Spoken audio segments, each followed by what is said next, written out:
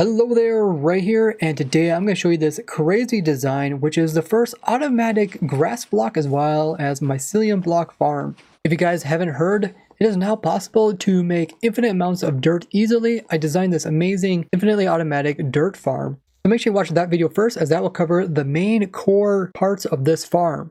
If you enjoy cool things in Minecraft, make sure you guys subscribe, as one of my goals is to design a farm for every item in the game. And I am over 90% of the way, which you can check out on the document, which is linked below.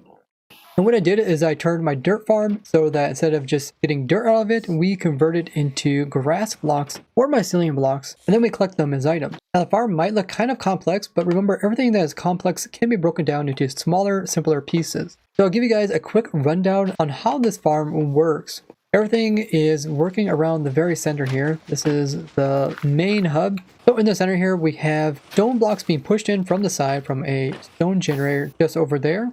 The stone blocks are then being pushed into the center. Then what we have is a moss block, which is being bone milled using dispensers. That will convert nearby stone into moss block. The moss block is then ready for the player to place an azalea plant on top of it. And the player is standing over here, azalea in offhand, and having the right click button held down. And then they'll just place it in from where they are in the minecart. And then once azalea is in this location, it'll be in front of this dispenser, which will bone mill it until it turns into an azalea tree. Then from there, we have a system that drops TNT from two TNT dupers, which will blow the blocks of the tree down into items. Items are then collected by the water stream, and they are taken over here and dropped near the player, where he can replenish his azalea stack. The rest of the items are put into the hopper, which goes into an item sorter that sorts out all the main items that the player would want. In my case, I'm collecting mostly the logs, and then the rest I am just having go into a composter, turning it into bone meal, which is feeding the system, since we do have two dispensers which need to be refilled with bone meal. Next part has to do with the dirt. So after the azalea tree grows up, it turns into a rooted dirt block. Then the player will use its hoe onto the rooted dirt block, and this will convert it into a normal dirt block using a new feature of 1.17. And when it turns into dirt, it's also going to drop off a hanging root item. It all happens quite quickly. Then what we'll end up with is a dirt block. The dirt is then pushed by pistons, and then the next part is different from my dirt farm. In that one, what I did is I pushed the blocks up here near TNT so it blows up and turns into items. But instead what we're doing is we're piping the blocks around the outside here, and we're putting them near some grass blocks. This will give them a chance of converting the dirt that comes off of this into grass or mycelium, depending on which one you have nearby. And then the grass blocks are pushed near endermen, which are coming from a small enderman farm that I built over here. And the endermen are coming nearby them. There's a chance that they will grab this block and hold it in their hands. So you can see we've got a few endermen with some grass and mycelium blocks in their hands. And then what we do is we just have these guys drop all the way down until they hit the ground, which is quite far to instantly kill endermen. And then from here they die and will drop what they're holding as an item. And then those are being collected by the hoppers, put into this chest over here. You can see we got some grass blocks, also got some mycelium, and if they happen to pick up a block that doesn't get converted, it'll just be a normal dirt block. I also get the ender pearls off these guys. And I've also designed a farm for every single new 1.17 item. You can check out each farm with my simple farms playlist linked below. So the only thing I didn't really mention is this piece over here, and this is just another way to get more bone meal for the system. This is my moss block farm, which produces infinite amounts of bone meal without any players online. Also produces infinite amount of fuel. And there's a small attachment where you can get unlimited amounts of cobble. Now since I did cover the majority of these pieces in my dirt farm, I'm just going to focus on the changes which I made in order to make it work so that it produces grass blocks. The first change I did is I switched out so the player is no longer using a shovel, but instead is using a hoe. This way you get the extra item of having a hanging root pop off of it.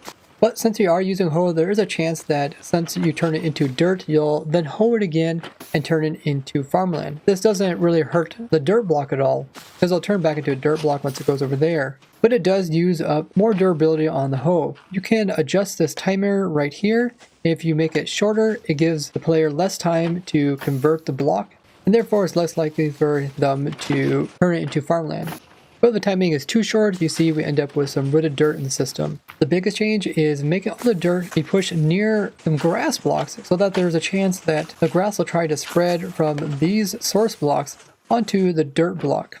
So let's take a look at how the game actually decides on where grass should spread. So in the center there is the grass block, and when the game random ticks it, it will try to spread to a nearby dirt. All the brown glass you see is places where that grass can turn that dirt block into a grass block. You can see it can go up by 1 block and over, but it can also go down as far as 3 blocks. Now the other requirement is that the grass block that's the source needs to have at least a light level of 9 or above the 1 meter that's above it. And the dirt block that it tries to spread to needs to make sure that there's no blocks above it that prevent light from going through. So no like solid blocks. But the light level isn't important. So that's exactly what I did. I put in a bunch of rows of grass blocks. So these 3 rows right here can all spread down to this row here. And this is the row of dirt that's getting pushed in. It's getting converted. I also added some extras right above it. And I did put some on this side as well. I just couldn't put them here because the Enderman there, but I did put them over here. I just decided to put some mycelium to kind of mix it up so you can see that you can get both variations if you want to. And I also put some more grass blocks above it and on the opposite side. So there's a lot of source grass blocks which the game can random tick and then will try to spread to the dirt blocks. I also set it up so if this row happened to fill up, which it shouldn't, but let's say somebody's standing too close to the Enderman platform so none of them can spawn, it could fill up, in which case it doesn't actually break the system, it just pushes the extra dirt up at this row right here, and then if it completely fills everything up, then the player just goes back and forth and will keep turning the dirt block in front of them into farmland, but it won't break the farm. Also notice I have torches on all the sides of these dirt blocks. That way the area above them nice and bright as one of the requirements. I also placed a lot of trapdoors and blocks around these sources. That way the Endermen that fall down in here don't try to reach over and grab these blocks over here. They'll only grab the ones that we want them to grab. Like I said before, there can be blocks above the ones that are being converted. Even can be slabs, as long as they're the top ones. And the light level isn't important, so I don't have to have any torches in here. This very top row of grass blocks just helps convert these extra dirt in case they end up over here. But you probably don't need that one as long as you run the farm and the Endermen are always spawning. So spawning the Endermen works pretty simple. We just got a small platform here and they will spawn in because they are greater than 24 blocks away from the player's AFKing. And we are here in the Ender Mansion, so the only mob that's going to spawn is Enderman. And I chose a location that is between the main end island, which is where you fight the dragon, and the outer end islands, which is where all the islands start and where you can find end cities. And that way you don't have to do any spawn proofing in order to get Endermen to easily spawn into your farm. So they spawn in here, and what we have is a endermite that is inside of a minecart. And Endermen are mad at these guys and they want to try to kill them. So they're going to get as close as possible, and what they end up going to do is trying to stand underneath of him, in which case there is a hole and they just fall straight down in it. And we help them by putting some trapdoors, which they think they can walk over top of like a full block, but instead are only a partial block, and they never actually reach the endermite. Once they fall down in here, they're going to be mad at the endermite still, but they're also going to be near this grass block, and they're going to fall through some cobwebs to slow them down so they have a chance of picking up the grass block like that guy did right there. They can pick it up from quite a distance. They can pick it underneath of them as well as way above them. And this location seemed about the best in order to get the most chances of them to pick it up. And the Endermen that are stuck here can also reach way up here and grab from this row. I also let the Endermen kind of spread out, so you see they occupy 3 blocks across. That way they have a greater area of being able to reach blocks. They can actually reach dirt blocks way over here as well as way over here. And if you want to make sure that your blocks are always converted before they're placed in front of the Enderman, you can pipe them around a little bit longer so they have more chances to be converted before the Enderman can pick them up. This is just a convenient spot to place them in relative to where the farm produces the dirt. So after these guys pick them up, there is just a drop chute. We just don't want the Enderman to push themselves off to the side. You can have this thing completely filled in, or you can leave some spaces in here. There is a chance that they might try to place it on their block. And if you don't want that, like you can fill it in solid, or you place like buttons there so they can't place in blocks. But then there is a 42 block drop, which makes them instantly die when they do hit the ground. And you do want to make sure they die immediately, because if they take damage, there's a chance that they will decide to teleport somewhere else. And you don't want them teleporting into the farm. We just have some carpets here and hoppers, and then the output chest. This is at the very bottom of the world, So if you want to place in like a storage system or something, maybe build the farm a little bit higher up so it gives you room to build storage to hold this all. Because it is going to fill up with ender pearls pretty fast. You might just want to destroy those and only keep the dirt. Now the size of this platform is pretty important because you don't want a ton of endermen spawning. Otherwise what they're going to do is pile up in this area here and they're all going to be stuck in the cobweb. They're going to get so many that they're going to get max cramming, which means they're going to start taking damage just by being close to other entities. And if that occurs, then that damage can allow them to choose to teleport to nearby places, which means they can teleport into this farm and cause some problems. You could go around and try to spawn proof the entire thing so there's no place for them to teleport to, but it's just not really possible with stuff constantly growing and changing. And it's really not worth it. It's better just to prevent them from teleporting in the first place by giving them plenty of room to spread out and also keeping your platform small. So if you do see endermen teleporting out, it means you're just spawning in too many endermen and just shrink your platform down. But I did went ahead and lit up the entire farm so that there's no area for them to spawn into the farm, even though these are still valid places for them to teleport to. One of the worst things that they could do is come over here and kill the endermite, and that's why I kept him up high in the air. So even if one does teleport in, like right here, he won't be able to get to the actual endermite, and if he tries to get there, he's actually going to get centered and he's going to fall down here with all the rest of them. And I try to make it so that it doesn't matter where they would accidentally teleport to, they would be able to pathfind back over here and fall down there.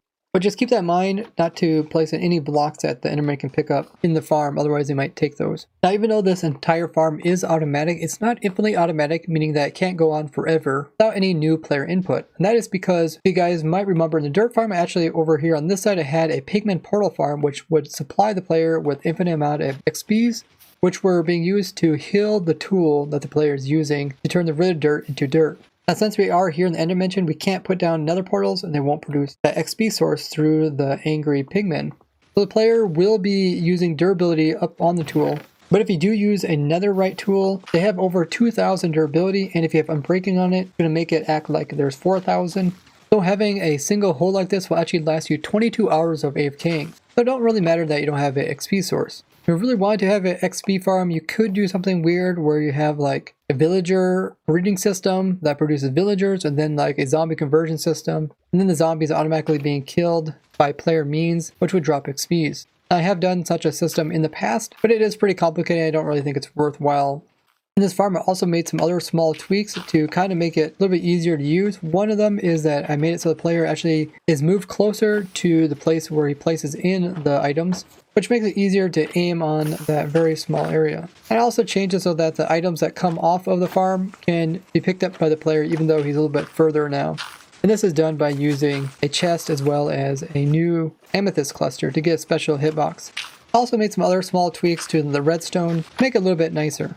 If you're wondering what this command does here, it just takes these empty chests and it puts them over here. So that way it constantly empties this chest so that there's no items messing it up when I do long test of this machine. But typically in survival you would be using up your items or be putting into shulker boxes. Now the rates of this farm are similar to my dirt farm, producing over 400 dirt, but in this case it's converting it to grass or mycelium. You also get around 3,000 oak logs, 700 sticks, and 1,200 azalea per hour. If I make a block for block tutorial, or if anyone else does, I will link it down in the description. Otherwise, you guys can check out this world download to see exactly how to build it. And keep in mind, if you are playing on a server, that it is most likely modded, which could affect any type of farm.